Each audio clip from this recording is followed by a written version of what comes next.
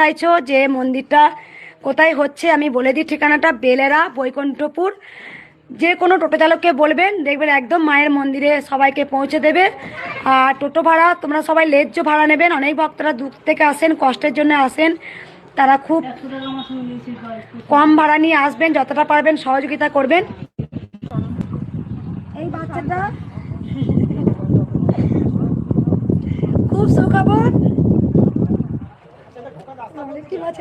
মেয়ে চেয়েছিলাম মেয়ে মা আমি একটা স্বপ্নে দেখছি যে মাকে বলছি মা আমাকে ত্রিশূল ছোঁয়াও, তা তুমি আবার আমাকে হাত দিয়ে দিলে। একটা মন্দির থেকে দেখলাম একটা বাচ্চা মেয়ে ত্রিশূল নিয়ে আমার কপালে ছুঁয়ে দিল, বলে যা।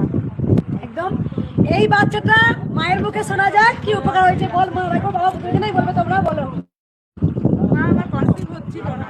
আমি মায়ের ইউটিউবে এরকম মার ছবি দেখতে পেয়ে বলছি মা আগের যে পুরনো মা ছিল সোনা মা, ওকে আপনি দেখাচ্ছিলেন। আমি বলছি মা সবার হয়, আমার কেন হয় না।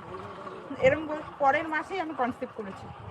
লাইভ ভিডিও কেন করলাম, তোমরা অনেকে ভাবো যে কি উপকার হয় কি না হয়। সবাই জেনে গেছো যে কৃষ্ণকালী মা চলন্ত, কৃষ্ণকালী মা সবাইকে সাড়া দিয়েছে।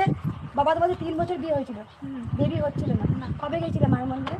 মায়ের মন্দিরে যাইনি, এই আসলাম মা ঘরে বসে নাম করেছিল হ্যাঁ হ্যাঁ। যে আমার যদি বেবি আসে। আমি দেখে করতাম আমি কল দেখে তারপরে আমি আসতে বাধ্য হলাম। আর প্রত্যেক